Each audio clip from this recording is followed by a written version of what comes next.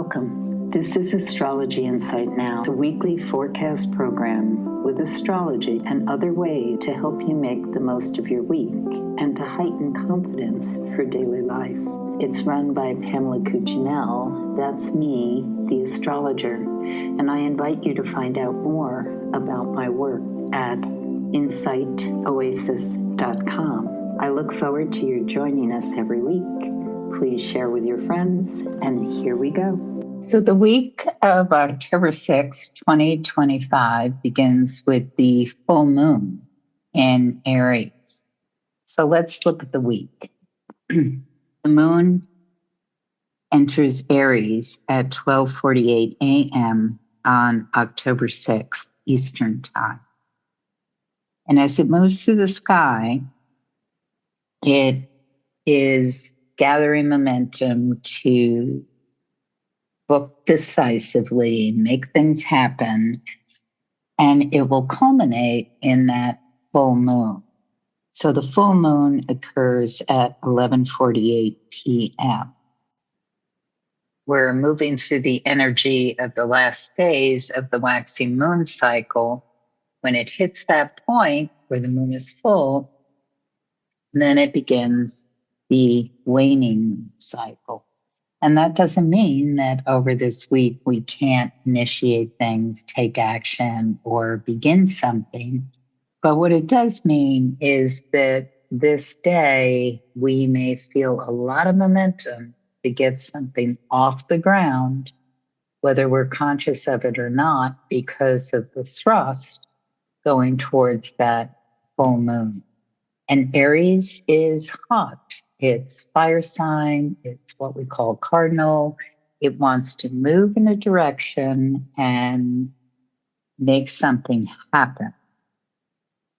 The thing about cardinal signs, unlike a fixed sign or a mutable sign, a cardinal sign loves to feel inspired. And in Aries, it's doubly so because fire signs are the signs that tend to like to be inspired, feel exuberant, passionate about whatever it is they're going for. So there is a lot of just ignition energy on this day.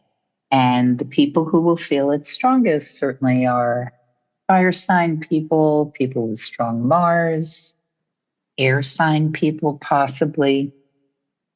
These people are going to be feeling like, gotta make something happen, I'm moving. And the thing to keep in mind about this particular day is, as I started to say earlier, cardinal signs get inspired by something. They're initiators. They are, this is where I want to go. This is what I want to do. And as soon as it starts to lag or not come together as quickly as they may have liked, the slogging details of whatever it is that they're trying to get off the ground, that can derail or even just lose its appeal. Now, it doesn't have to, but just keep that in mind if you've been, especially over the past couple of weeks, if you've been aiming to achieve something, you feel this real thrust of energy on Monday, but then perhaps as the day proceeds, you might feel a bit scattered, derailed, especially in the afternoon. Things aren't moving as quickly as you might like. There are distractions, a lot of other possible thoughts or tangent comes in. That's not necessarily bad. The piece about being able to segue or move into something else can be very helpful. The bottom line, though, is what is your priority to make happen on this day? So if there's something you really do want to complete or have processed through or hit the point of initiation with, stay the course. If you've done your homework and you're clear on which direction or what outcome you want to move towards, don't let yourself be distracted. But you know what that is and how important it is to you. It may not be that important. If that's the case and something else comes along and captures your interest, well, then fine.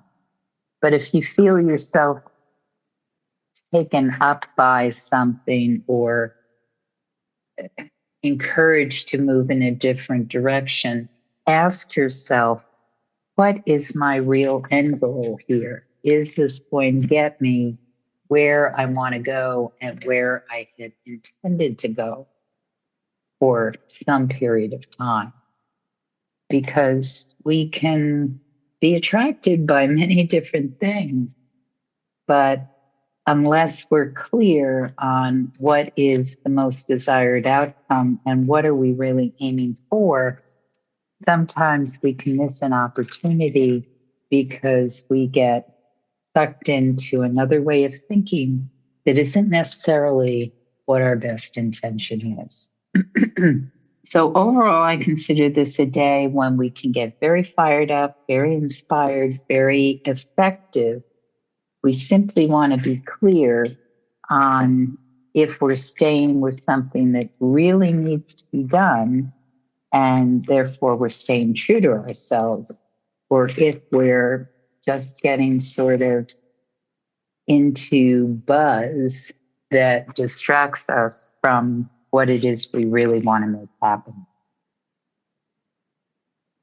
Overall, this full moon brings in a potential to have an individual's voice clearly expressed within the relationship. So this can be a work relationship, it can be negotiation you're doing, it can be a romantic relationship, any type of relationship that is a priority in how you want to be seen within the context of that relationship.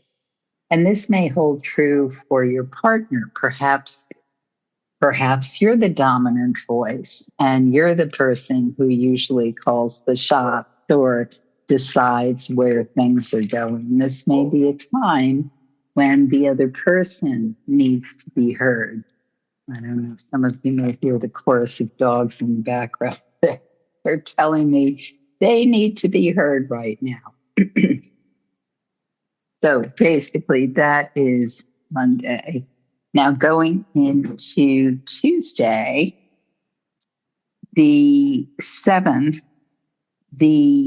we are in, as I said, the waning moon cycle now as of 11:48 p.m. the night before, Monday evening, Eastern time is the times I give. So you'll need to adjust if that's not your time zone.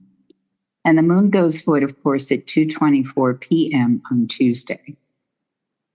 So Tuesday is still a day when we can be in this arc of really wanting to put in motion whatever it is we feel is the emphasis right now. And Tuesday may heighten that sense of distractions or tangents or look over here or what about this? And as I said earlier, what is important is sometimes it is valuable, absolutely, to get in different perspective, different ways of seeing, and you may decide to tangent, pivot, go in another direction, or spring off of something new that's offered to you. But the important thing is to make sure that anything that you have promised yourself is going to get done, does get done before you launch into whatever is presenting itself and possibly distracting you from the thing that is most important for you to actual. Once the moon goes void, of course, it does not enter the sign of Taurus until the next day. So the void of course moon in the sign of Aries really speaks about a lot of what I consider, oh gosh, I just see an engine that kind of has to release fumes, energy, pent up, whatever. And this isn't bad. It's just you want to spend that energy in the way of productivity that is best for you. So for some of us, it will be about, okay, how do I release tension in my muscles, things that have to be released, my actual, what my body wants to do on this day so I can sleep well at night. So make time for exercise, for walking, doing things that are appropriate for your body. The void, of course, really benefits in the sign of Aries from us releasing whatever is kind of wired out so that we can get a good night's sleep that evening. Also, things you've already got on your desk that you want to get off your desk, you can move through very quickly and decisively as long as you already know what was important to emphasize value and get done. Otherwise, with the void of course, we can kind of get lost in the weeds a bit or actually lose focus. And if it's something that you had wanted to do, you certainly don't want that to be the case. The next day, Wednesday the 8th, the moon enters the sign of Taurus at 1:12 a.m.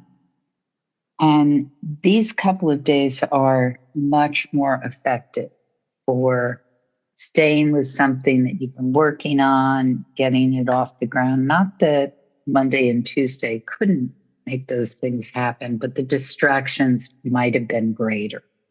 On Wednesday, Thursday, our focus may be much stronger and our ability to dig into whatever it is we want to dig into can really be highlighted.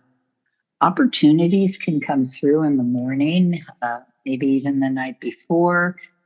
This can come in correspondence or someone suggesting or saying something to you. It might be a friend or a coworker. Someone mentions, oh, have you reached out to so-and-so? Or you get a particular offer that is actually very beneficial for you to take action on. So consider that. This can manifest if you know where the sign of Cancer is in your horoscope. Jupiter is in the sign of Cancer right now. And as it moves through that sign, it can bring more to whatever area of life we have that is in the sign of Cancer. So 12 houses in the horoscope, 12 signs. Where the signs lay out in your personal horoscope shows us the emphasis in the area of life that your focus may be. So, for instance, if the planet Jupiter is moving through the sign of Cancer in your, let's say it's in your fourth house, the house of your home, your roots, family of origin, and show a time when you may switch around some sort of routine within your home. Maybe the living situation shifts or changes somewhat to accommodate people better. One case in point I can think of where this might work is, let's say it's a family, and one of the things that families always have to juggle are times they eat together or who gets the car when. So this could be a nice zone when things seem to coalesce and you're able to get into a routine that accommodates people better. That's just an example. So it's not the same as somebody else who might be presented with something in a job opportunity or situation that brings in greater advantages, but there are advantages that come in all different shades and hues. And so we want to look for what may be offered to us on these days so we can take advantage of them. The really lovely sweet spot happens in the evening on Wednesday into about, the evening on Thursday. So that means Thursday is a really nice day for bringing in this kind of juicy abundance energy and people just who can connect in ways that help one another. For instance, being at a party or a dinner event and you're chatting with someone and that you mention, I've been wanting to move into this part, I'm in finance or I'm in accounting or I'm in design and I've been looking into getting into something more connected with an industry that has to do with ecology. I'm just making things up as I go along. And the person who you're chatting with says, actually, my wife is running a new company and she's looking for someone who might have the credentials to work in that aspect for her ecological cleaning company or something. So it's that kind of ways people connect and really help one another. It can also be, we're looking for someone who can help with this project, or do you know anyone who does this, or it could even be a gift of some sort. I have this lemon tree and it's not growing well because I don't have the right light. Do you want it? So that kind of lovely exchange is certainly available to some of us on Thursday the 9th. Overall, the moon in Taurus wants us to receive, to savor, to enjoy. We are all children of the universe. We are graced to be living on this beautiful planet. And the more that, ironically, the more that we take in a way that is open to abundance, the more we receive. I'm reminded of a truism in gardening that if you cut your roses or your certain flowers, and when you cut them correctly, it has the bush or plant grow more. You don't give yourself less, you give yourself more. The same, I think, with a lot of fruit-bearing plants. They need to be picked in order to provide more. If they aren't picked, if they aren't used, they don't produce as much because there isn't the need, and also the vegetable or fruit just keeps going into a point of, which isn't healthy for the plant either, because it wants to be giving generative energy to something that's growing. And so we need to receive in order to get more. It's part of the relationship. It's different than taking more than we need. And that's what we see is really hurting a lot of the ecology of the planet, because we are always mining, taking, making the well dry. And that's because of greed. These are not days of greed. These are days of reciprocation. And in general, I could say all days are like that.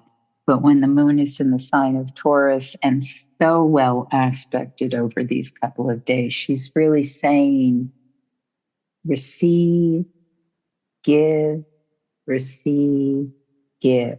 That is the balance of growth and expansion.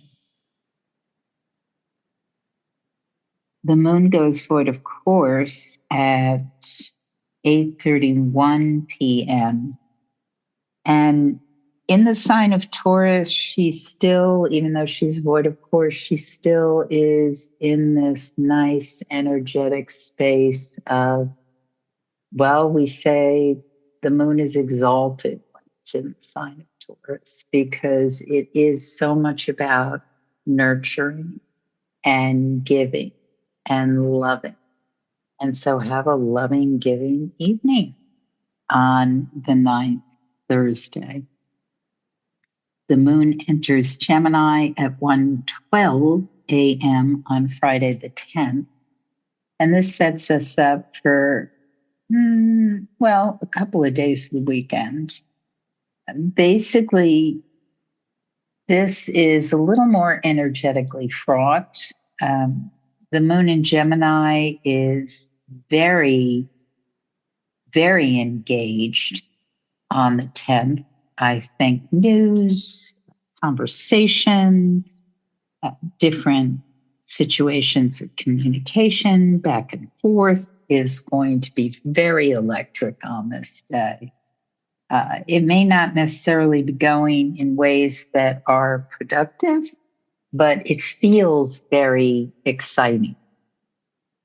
So when we're in a period of time when everything seems speeded up, electric, ideas are moving like lightning, it is incredibly exciting. One could even say intoxicating. But what is really important is we want to make sure that we're still paying attention to things around us, that we're not racing around with so much electricity that we run into people or shove somebody in our haste. We want to be careful of how the energy or the information is received and how it is sent. So that's the huge message of this couple of days. It's, yes, there will be buzz, there will be information, there will be news, there will be a sense of immediacy and excitement. But the best way to deliver and receive this information is with temperance. Really measure it. Look into the source. See how it feels. Are you getting bludgeoned by it, or are you able to digest it? What is the information? Is it beneficial? Is it something that is allowing growth and stimulus and an ability to become more? Or is it something that stops us in our tracks and makes us unable to share, make a decision, move?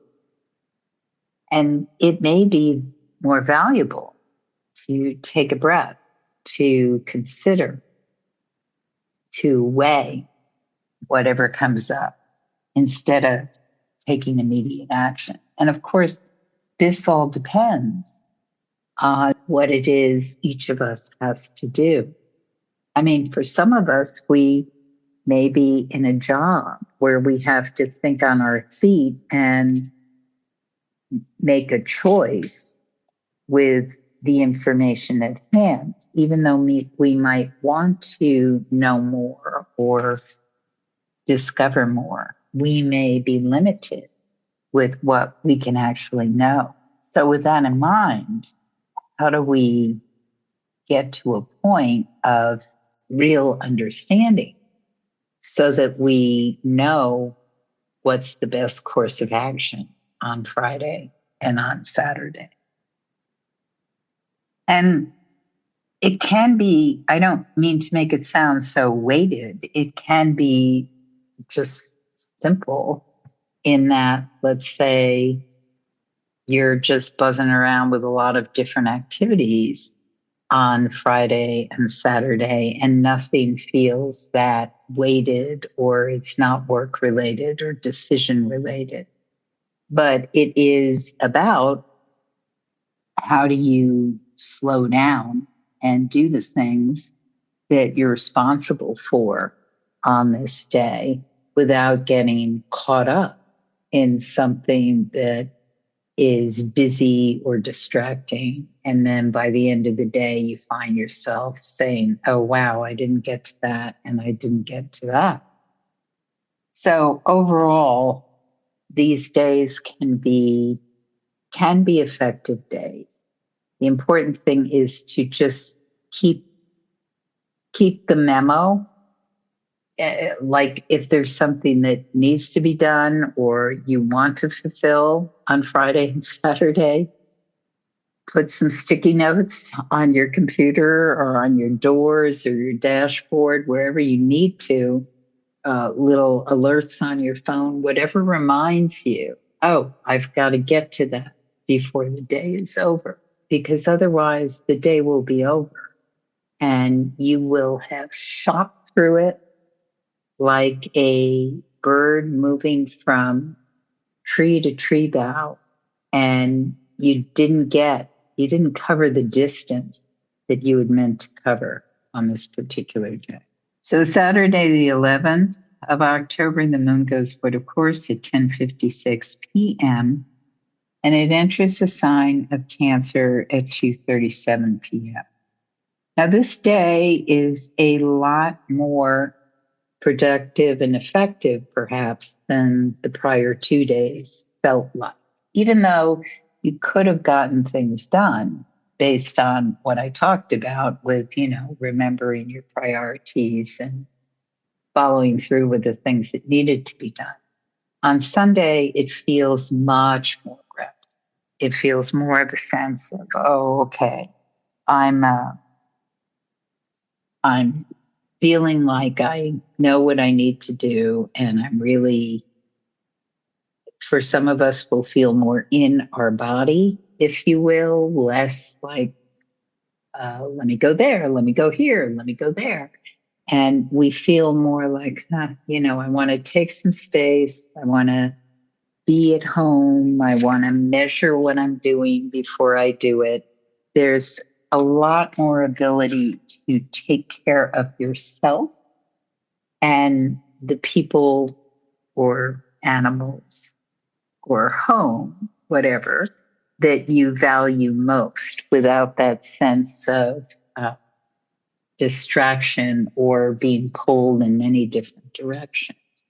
And this is very valuable because when we feel pulled in many directions, it's often hard to actually follow through and make happen whatever it was our original intention was.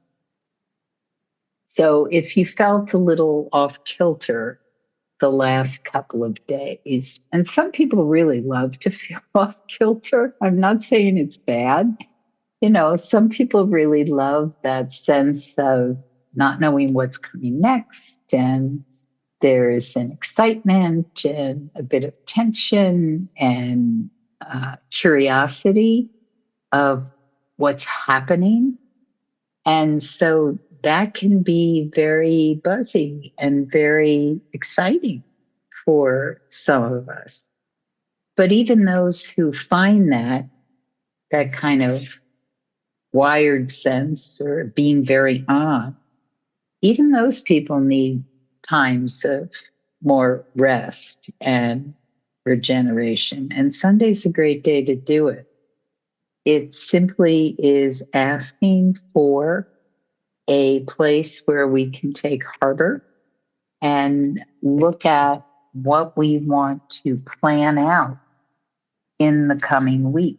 So this is a great day, Sunday, for taking stock of what has occurred. If you're really a planner, and you want to see, okay, what happened over the September period, or what I was doing, and what do I need to get clear on to direct myself for heightened productivity in October or the week ahead. And it doesn't have to be that methodical. It all depends what you're doing or where you need to go. It may just be about, I just want to take a breath, cook a nice meal, and just rest today. And it's a beautiful day to do just that. You have been listening to Astrology Insight Now. Please share with your friends, and if you'd like to make a donation, you can do so at astrologyinsightnow.com. Have a stellar week, and we hope to see you next time.